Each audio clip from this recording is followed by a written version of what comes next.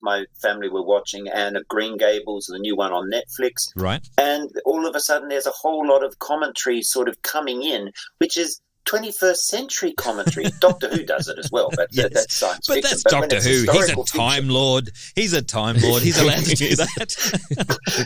He's not allowed to be anachronistic. Oh, come on. If anyone can mess with time, it's Doctor Who.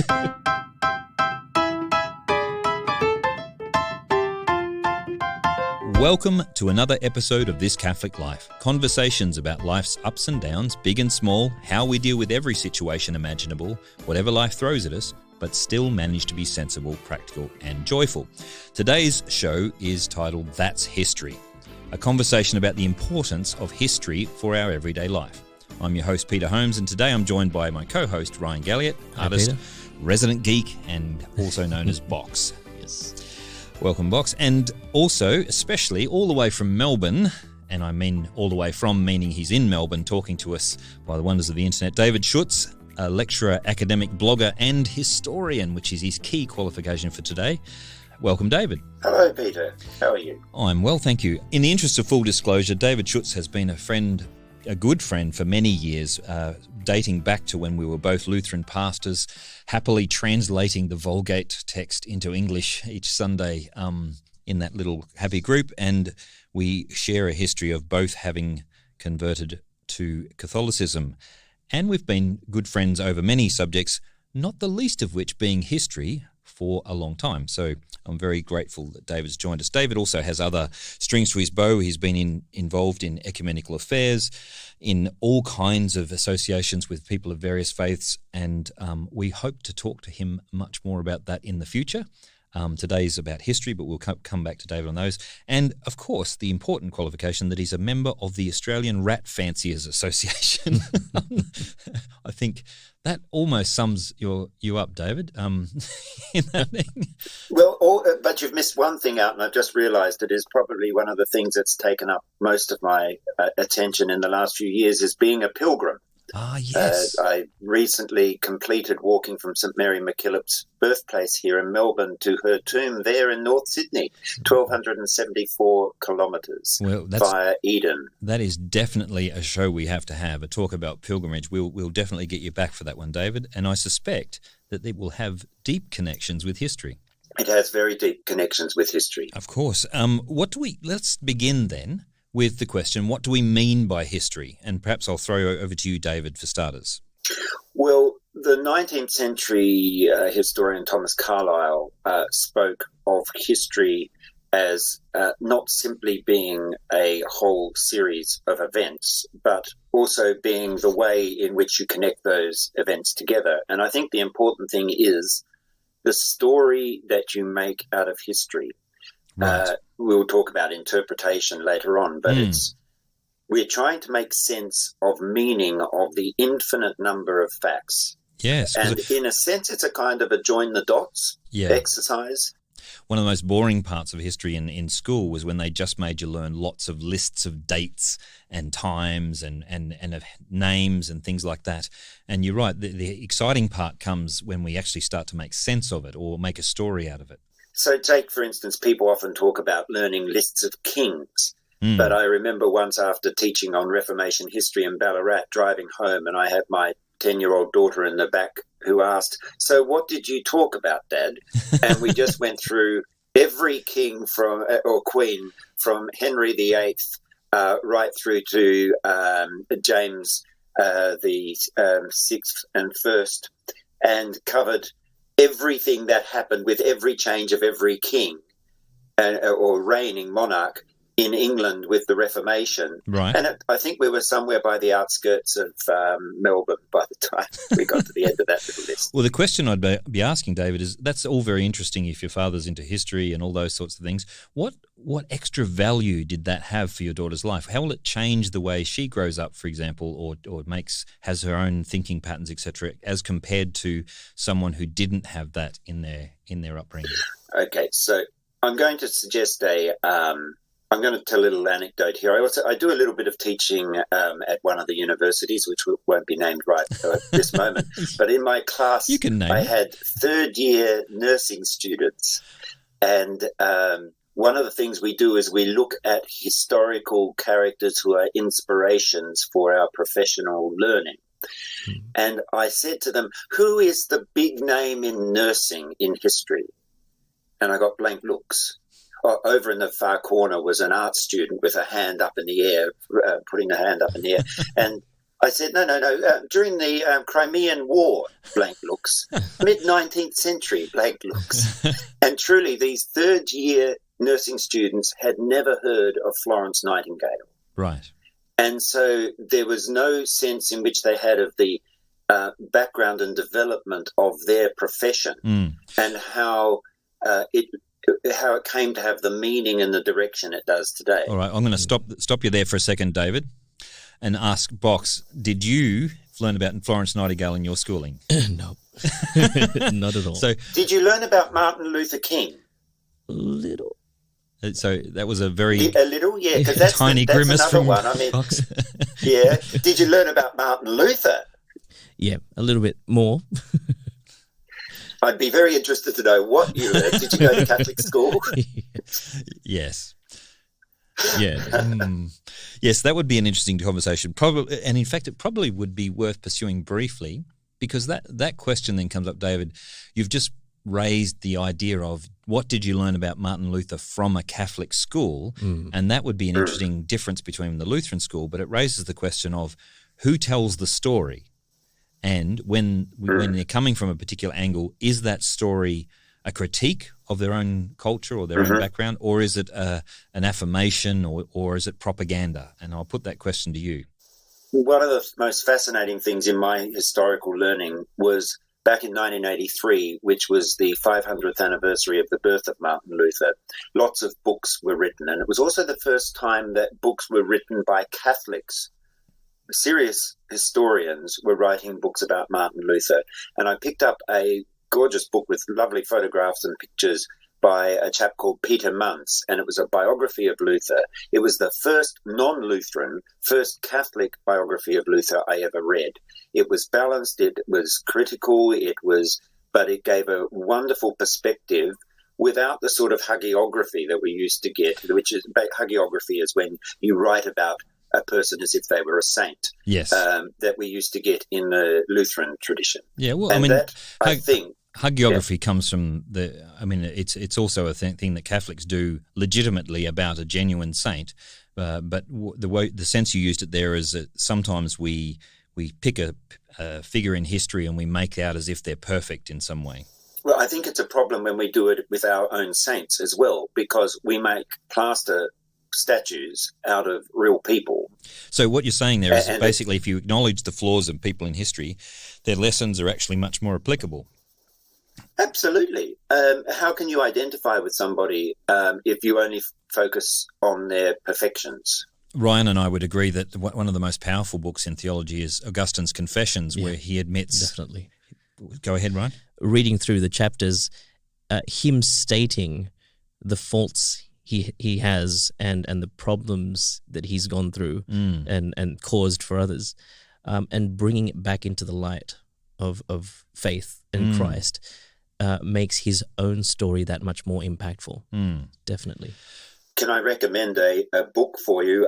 James K.A. Smith has just finished writing a book, On the Road with St. Augustine, and it is a great way of seeing the relevance of all that for our lives today. He's a Protestant writer, but he's very deep in Augustine. We understand our Catholic faith as something which has been transmitted to us via history. Right. It hasn't come to us simply in a book that has landed out of heaven, like the Quran, I'm saying that quite respectably, and as if it's just been revealed without any connection with the world around us. It's come to us via the saints, via the church, via the bishops, via the councils and all the rest. That's how we got our faith. And a Bible-only Christianity tends to be disconnected from history. Right. It's interesting you say that. I have a couple of Muslim friends who've berated me when I've attempted to understand the Quran because I don't understand the history around it. And it's one of the points that we have in my job is interpreting Scripture and teaching other people to do so. And I have to say the history element of it becomes an incredibly important element of it, precisely because you need to understand what's going on at the time someone's saying something, what's happening around it. I'm going to jump in there because it's an interest. While they might say something about understanding the history that they're talking about with relationship to the Quran is a story which has been pulled together hundreds of years after the Quran was actually written. Right. The Quran itself has almost no pointers to it, the context in which it was written, where it was written, or when it was written. And these matters remain great matters of debate within Quranic studies. They're made, the debate is held very carefully. Yes. But I want to, again, if I'm recommending an author, recommend a author called Tom Holland, not Spider-Man. I was going to say. Tom Holland, the BBC you just had Ryan's interest there, the whole... I jumped out of my chair. He went with the Spider-Man. Yes, well, you'll remember the name. He wrote a book called In the Shadow of the Sword, and that's where I first encountered him. But it was a search for the origins of Islam. And again, a link into the show notes because... this is a good way of looking at the interaction of religion with history and understanding the origins of Islam. I mean, in one sense, for instance, did Islam come first and then the Arab conquests, or did the Arab conquests come first and then the religion behind it? This is just one small question. So but just for the listener, the listener to be very clear, David has worked for quite some time in ecumenical and interfaith dialogue, and is quite comfortable being friends with and talking to Muslim scholars, and none of what he's saying is an attempt to undermine anything that they might, any respect for their faith. Not in the slightest. No. So can I move us slightly further into a more general aspect of that? It's not just about religion, though. History is a respect for our place in history. So learning history, if you like, is not just learning my family tree, but also the origins of the cultural things that happen in ours, the values we have, the norms which we just take for granted. They don't just appear at the very beginning of time. Things like equality and justice and things like that. So I'm going to cite another Tom Holland book while you're talking about that, because he's just written a book called Dominion, which is basically a very short overview of the 2,000 years of Christian history, to say how we ended up here today with something we call Western culture and values. Do you know, a rabbi was saying to me the other day that a female rabbi was telling me the story about the rounding up of the Jews in 1942 at the Velodrome in Paris by the French police, and they handed them over to the Nazis. 6 years later, that took place just 500 meters from the Eiffel Tower. 6 years later, 500 meters from the Eiffel Tower in the other direction, was the place where the UN Declaration on Human Rights was declared. In those 6 years, and in that 1 kilometer apart between those two events, the world turned on a dime. Right. And it did it because of the historical reality that in the West, Christianity had picked up this Jewish idea and had taught that human beings have dignity. Right. And that has become an absolute bedrock of our society today. Perhaps if I can challenge you slightly there, David, I'm not sure that the idea of human equality was invented in Paris in the 1940s. No, of course it wasn't. That's not what I'm talking about. It was there, but it almost was lost. It was almost lost during the Second World War. I think the actions of the Second World War would say that it was completely disregarded and held in contempt. I think, and here I want to make a suggestion that some people might want to check out a few alternative histories. Philip K. Dick wrote a little novel called The Man in the High Castle about the idea... Just a second, David. We need to explain to our listener what an alternative history is. Some novelists have much better imaginations than some historians, and they are able to take historical contingencies and say, what if that didn't happen? So what if the Second World War was won by the Nazis and by the Japanese? Right. And Philip K. Dick's little book, The Man in the High Castle, is a what if on that. Now, Amazon has gone on and made a television series about it, which is really worth watching. But it would have been very easy at the midpoint of the 20th century, for us to lose what had been building up over centuries beforehand, which is the appreciation for who the human person is. And the fact that that didn't happen is an historical contingency on the fact that the Allies won the war, and we came very close. Understanding that then, and why that happened and how that happened, is, as much as anything else, an historical question. Right. But, I mean, understanding the history, you could still say, or at least I've heard people say, that's all very nice, but we can still enjoy the benefits of all of these things from the past without having to necessarily know them, know the details about them. Now, my question is, why would it be important for individual, because we still technically teach history in school, even though they don't actually do much of it, we technically teach history in school. It's still seen as a fundamental knowledge area that every human being, we say, has to know a little bit about to flourish. Why would we say that? I mean, why can't we just enjoy the benefits of history? Well, first of all, again, I'd ask the question of how much we do actually teach it in our schools. By the time you get to the last 2 years of school, there are some history subjects, but it's very few schools teach more than 1 or 2 different units of history at that level. But I was engaging with a young person on Twitter some time ago, where I spend much more time than on the blog these days, and she was accusing me of being an old fogey who didn't understand the new ways of things and how we think now. Right. And I just wrote down, I used it as my pinned tweet for a minute. I wrote back to her, I'm suggesting that the best education any young person such as yourself could gain is a deep and wide perspective of the whole human story, and to build a solid foundation from which to view it. And then when you meet an ignorant old fogey like me, you can really hold them to account. Awesome. But it's that thing about building a foundation from which to view the human story. Right. You're not just the recipient. Someone's going to come after you and stand on your shoulders. What way are you steering history? You're not just floating along on the water. What you do and what you say is a part of directing which way the stream of history will go from here. Right. What about learning lessons from history? So I might throw this one at Box for a bit. Can you give me an example, Box? I know you might not have had much formal history, but just give me a couple of things from history that would change the way I'll stop you there, because there are some things I'm very well known for not being very good at. And one of them I joke about being allergic to numbers. Right. Dates and maths are very bad. I'm very bad at.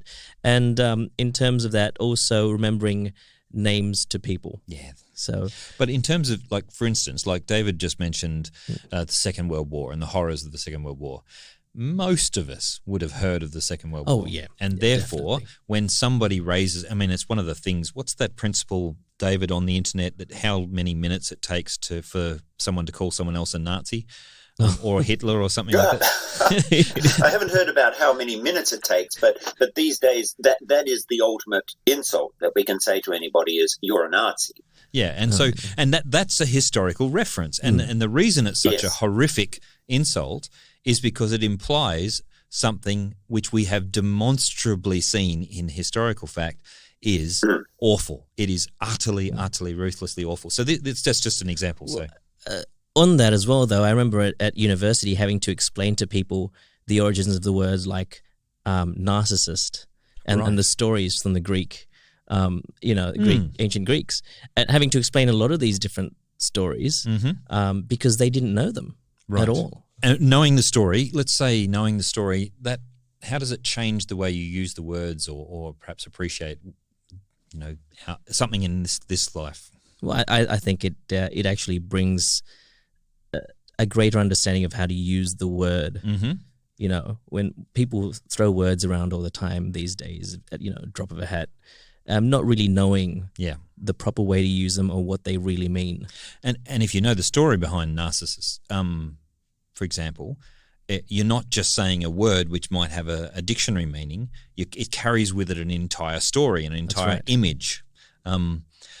It becomes more powerful when we're looking. So I would make a suggestion here at this point. If I listen to a lot of podcasts, and if people are interested in getting into history in an easy way, one of it is to listen to podcasts I will highly recommend a podcast called The History of English by Kevin Stroud. He originally was setting off to, he would just do 100 podcasts, he thought. He's now up to 134, and he's somewhere around the 11th century. But to actually learn where our language came from, right, and the historical way that shaped it and the words we use today is an amazing way to get into a fully understandable and accurate use of words. Right. All right, I'm going to throw something back at you then in regards to history and the internet. Now, one of the problems I've seen is that when I'm in Reddit and there's a rage happening, Reddit rage as I call it, people going back and forth, quite often people will make claims about history. They'll just simply make a big claim and say, oh, this is a fact from history. And then when you actually do a quick fact check, or if you've already read the history, you realize it's a lot more complicated than that, or that is just purely fabrication and propaganda. The internet has given us access to a vast amount of more information, but the trouble is, as you said, a lot of it's about who is interpreting it. I learnt some of my early childhood history from Jack Chick tracts. And for those listeners who don't know who Jack Chick was, he wrote lots of little comic texts, polemics against Catholicism, generally speaking, and it was they were really, really awfully stylized misrepresentations of Catholicism, but it was pretty much what we grew up on as an idea of Catholics, and that kind of use of history is what I'm talking about, where it becomes propaganda. And so the question is, what is your source? And sometimes when we deal with sources, we use the word primary, secondary, and tertiary. Right. Most of the stuff we get on the internet is tertiary because it's people saying they've read a secondary source. Right. So they possibly have read somebody else who is writing something about history. Yeah, or perhaps they just walk past a library at some stage. Yeah, exactly. I mean, maybe it's more than tertiary. It might be quaternary or whatever. It could be quite a long way. But what we're looking for, a real historian, and in a sense, I don't call myself an historian, although I have published a couple of things on history. One of my most exciting projects was doing a series of letters, handwritten letters that we found between Archbishop Daniel Mannix and Archbishop Head, the Anglican Archbishop, back in the late 20s and early 30s, right, in which we found a series of 24 of these in our archives at the Archdiocese. And I published those in the Archdiocesan Historical Commission's journal, Footprints, and tried to put them into context. Those letters, those handwritten letters that I was holding in my hands, they were primary documents. Right. And then we're trying to set those into other contexts, and even finding photographs. So it was all around a Eucharistic procession and a debate about a big Eucharistic procession that Daniel Mannix wanted to hold in the streets of Melbourne, and he wanted to have benediction from the steps of Parliament. You find this, of course, got up the nose of all the Protestants at the time, and there was a big fight about it in the newspapers. So you're looking for letters in the newspapers, you're looking for photographs of the event. People say there were 100,000 people there, others say 500,000. Well, how do you know? You can look at photographs and do an estimation of that.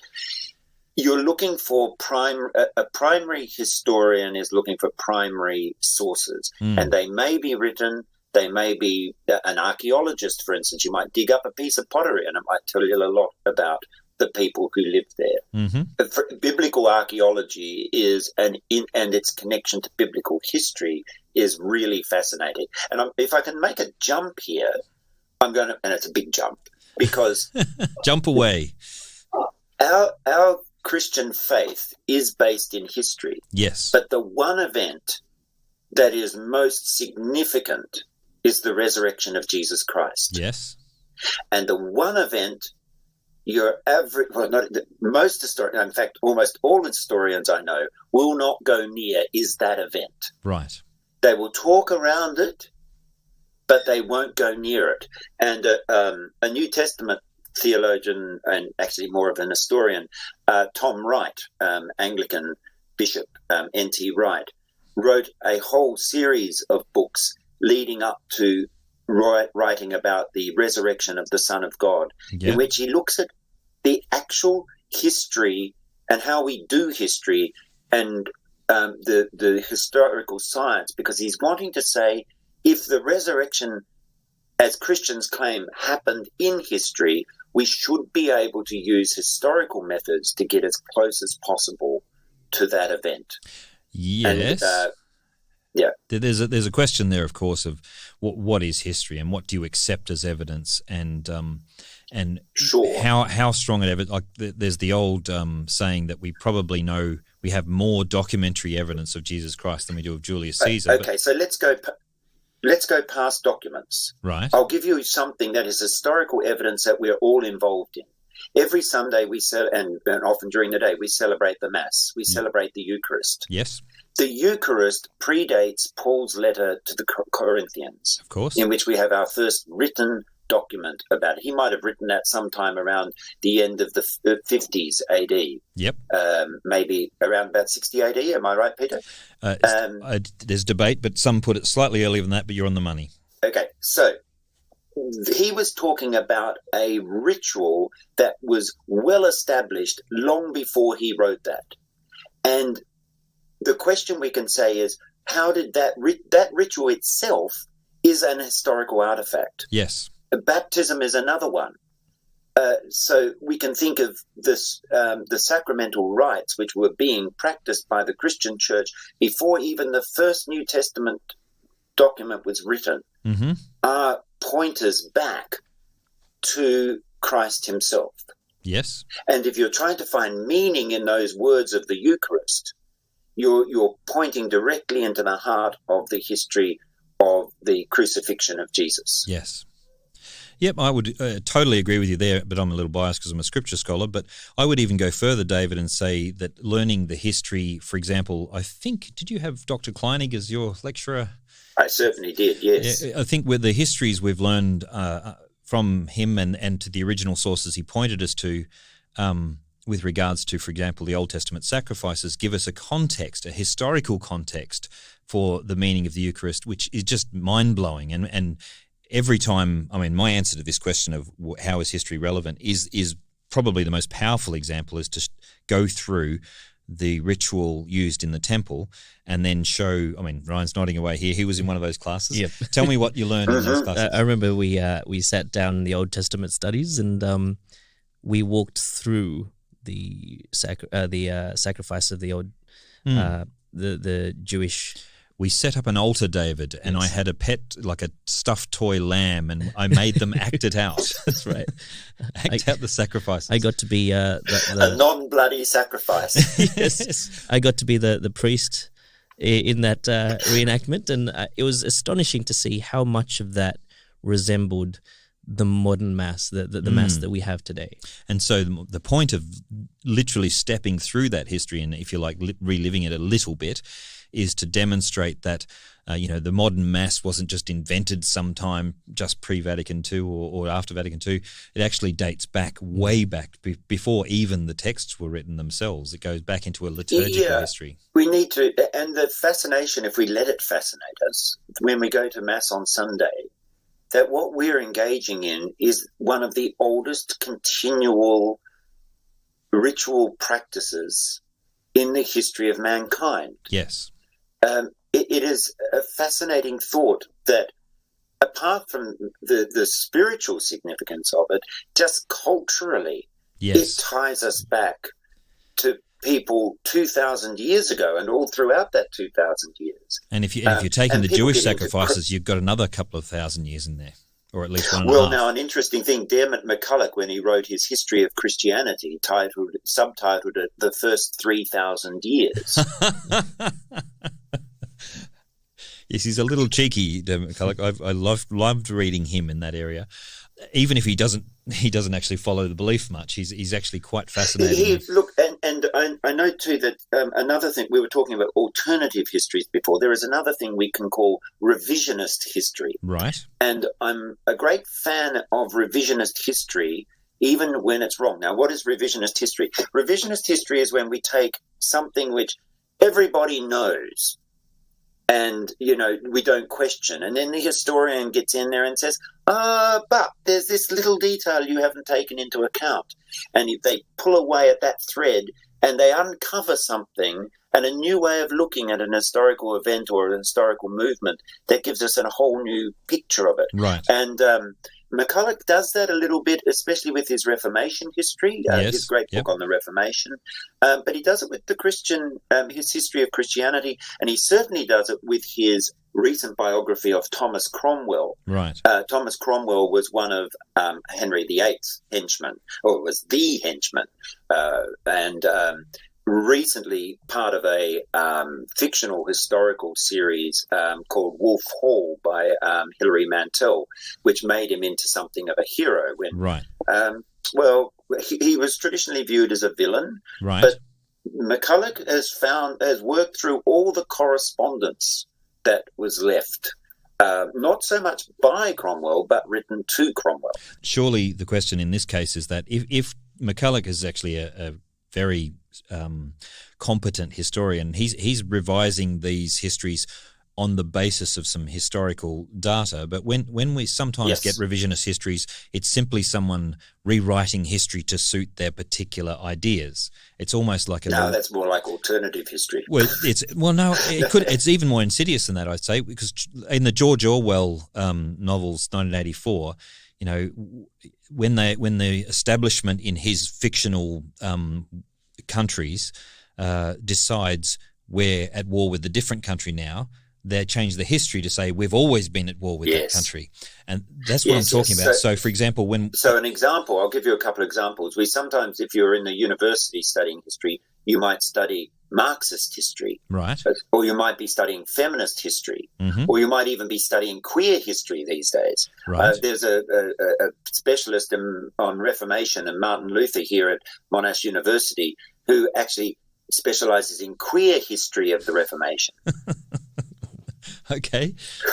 I mean, it depends how he's doing it in my view, because, for example, when I've read some scholars, for example, like a feminist liberation theologian, sometimes they comment, they almost completely reinvent history, and other times all they're doing is giving you a view of history from a particular perspective with certain questions in mind, for example. So some of the queer commentary which happens on Scripture, I go, okay, you're being honest about this. You're not calling it critical method or anything. You're simply saying I'm coming from a queer perspective and I'm making commentary on Scripture, so it's a queer commentary. And I go, okay, all right, I'll listen to that. I'll have a conversation with you about that. Different than going back and saying, the character the historical person that I'm dealing with, I can definitely see that they were queer. Yes, or the PhD in Brisbane that was given, was passed that suggested that Christ was actually genderqueer. Yeah, and so we end up with this kind of anachronism, and we see it all the time in television. If we're watching historical dramas, my family were watching Anne of Green Gables, the new one on Netflix, right? And all of a sudden, there's a whole lot of commentary sort of coming in, which is 21st century commentary. Doctor Who does it as well, but that's science fiction. But that's Doctor Who. He's a Time Lord. He's a Time Lord. He's allowed to do that. He's not allowed to be anachronistic. Oh, come on. If anyone can mess with time. The word, Doctor Who. Anachronistic means you're mixing up things from one historical period into another historical period, and you're importing them in rather than taking the thought patterns of that period. People in the past were human beings, but they didn't necessarily think as we do. Yes. The way we think is an historical development. Yes. And this is another reason for being deep in history, because you come to understand why it is we think the way we do today. Yes. The way we think today is not the way human beings have always thought everywhere. I was watching Pride and Prejudice, David. I love the BBC version, but I also watched the very much older version of that, and someone introduced me to the Keira Knightley one, and I was watching through that one, and in some respects it captured some of the historical earthiness a bit better. But when Charlotte Lucas suddenly says to Lizzie, "Don't you judge me," and you think, oh dear. That's so 21st century. It's just not. It doesn't or, fit. Or the latest Doctor Who show. They were in Aleppo in the 13th century, and they were talking about mental health, which is just a totally new concept. Exactly that. In fact, the history of mental health, which is and the rise of our current mental health epidemic, you can look at that historically and learn in the last 20 years and learn a lot of reasons of why this happened. And in the era of sexual discussion and debate about gender, you can go back through Kinsey and many other developments, Freud and things like that, and see the development of thought. This is why I get a bit annoyed when someone does a biography of Wittgenstein and tries to make it into a commentary on that would have only come after Freud or Kinsey. Or take the same-sex marriage debate. During that period, we had people saying things like, marriage has always changed throughout human history. And you say, when? Yeah, exactly. Show me what you're talking about. And they would pick some case of some slave that Nero used in some fake marriage or whatever. Right. And I'm thinking, no, that doesn't work. Show me in Roman law. Yeah, show me in Roman law, exactly. Anyone who's deep in history know that marriage has always been between a man and a woman. That man may also have had marriages with other women, but it has always been between a man and a woman. The other thing, David, that I've come across is that quite often we act as if modern debates have never happened before. So, for example, the abortion debate or the contraception debate, so many people assume that this is a very modern problem. It only popped up in 1930s when it first sort of became an issue in various places. But in fact, the early church was having these discussions, and in one of the earliest non-biblical documents, the Didache, they're already addressing these issues right back, and it doesn't end the debate that something's happened before, but it takes a certain awareness to realize if human beings have been discussing this and dealing with this for 2,000 years, at least, in fact, if you can go back into ancient Egypt and find similar records, 3,500 years, then surely there's a little bit of wisdom in at least figuring out what they had to say about it somewhere along the line. It is a question of sort of having a map to our world today. There's all sorts of features in the world that we will encounter. Right. And history gives us a map as to how to navigate those things. Right. It's not simply a question of, Second World War Prime Minister, good grief. Winston Churchill? Yes, thank you. Goodness, a great historian in himself. Wrote marvellous histories of the Second World War and also the First World War, I think. But he said those who don't know history are doomed to repeat it. Ah, yes. That is true to a certain extent, but history in another way, as everyone says, never repeats, as the song goes. It's always a little bit different. But knowing history actually tells us something about the present in which we live. Right. It doesn't help us predict the future, but take even something like we're looking at the coronavirus issue going around at the moment and the hysteria that's happening. It probably helps if people have some understanding of epidemics in the past, just, even knowing what the Spanish flu and things happened in 1918. Well, a young student today was telling me it's just like the Black Plague. And I was going,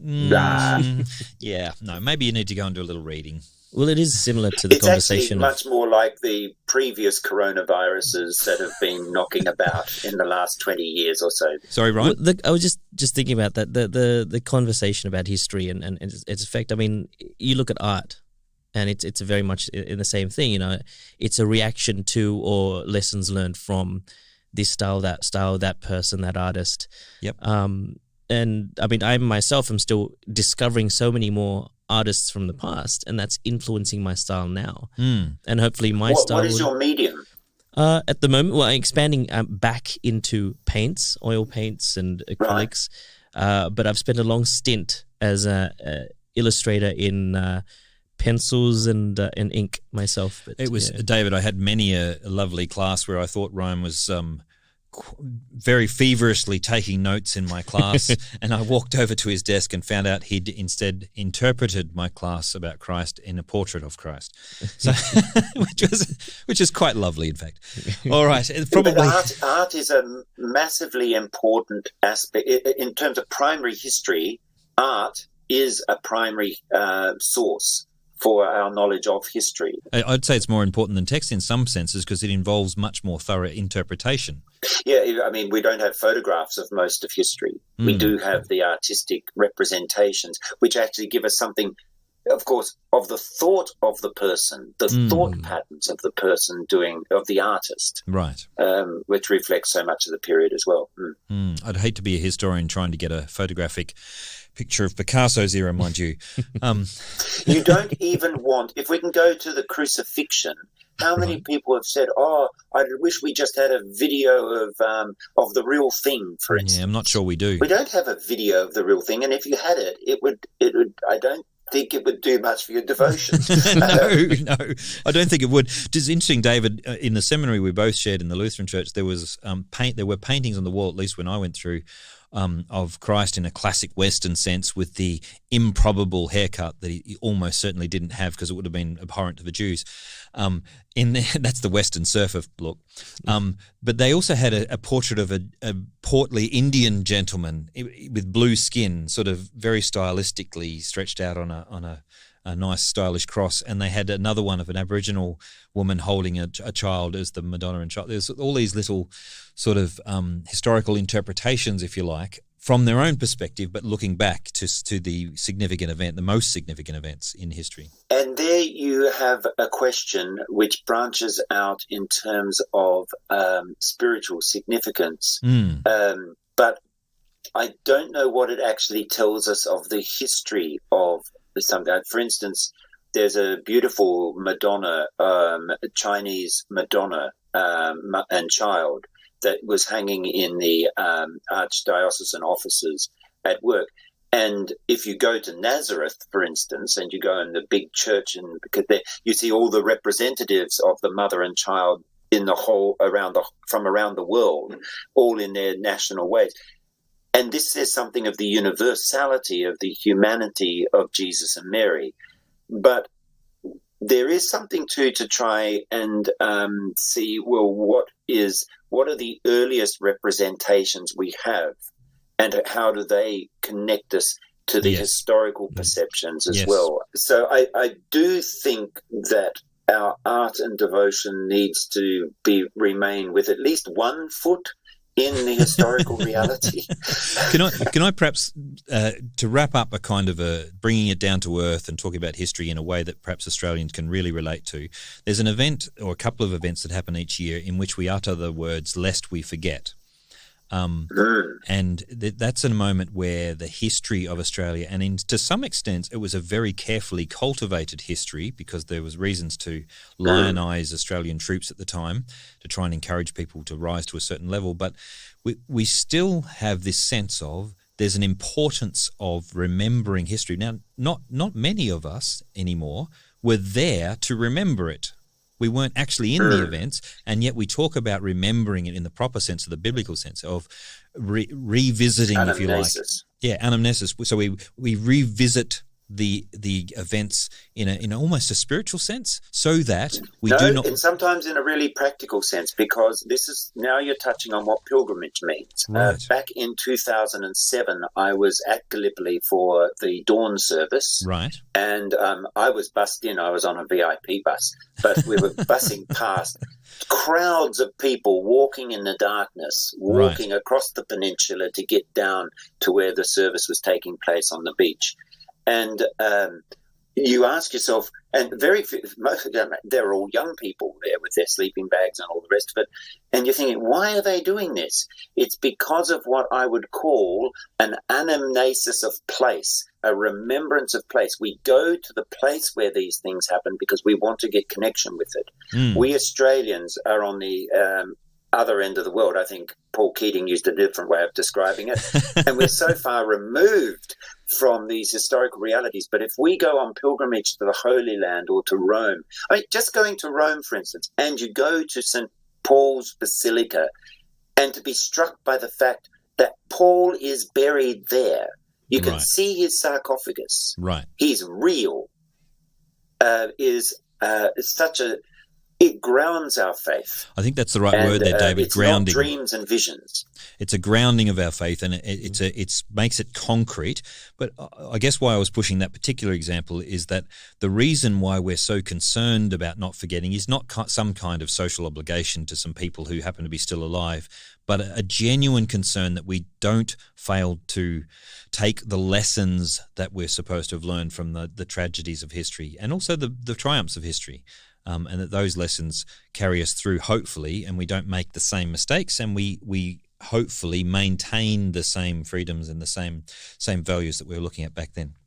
Probably that's a good place to wrap up this particular discussion. So that's it for this week's podcast. If today's discussion got you thinking or arguing with your podcast device, let us know. Or if you want to know more about some of the things that David's mentioned and the others, you can subscribe to the podcast at thiscatholiclife.com.au, or you can tell us what you liked, what you didn't like, what you want us to discuss in future shows by dropping us a line at info@thiscatholiclife.com.au. Keep in touch with us on Twitter, Instagram, Facebook, Discord. Make sure you tell your friends. This is a uniquely Australian Catholic podcast, and we think that's an idea worth getting behind. Tell your friends. So, it's time for shout-outs. Ryan. I want to, especially this time with the coronavirus and all these different things happening, I want to shout out to all the doctors and nurses out there. All right, David, shout-outs. Yes, I'd like to give a shout-out to all my friends and colleagues, past and present, at the Archdiocese of Melbourne. And just letting you know my prayers are with you and my thoughts as well. Excellent, and our prayers join you in that.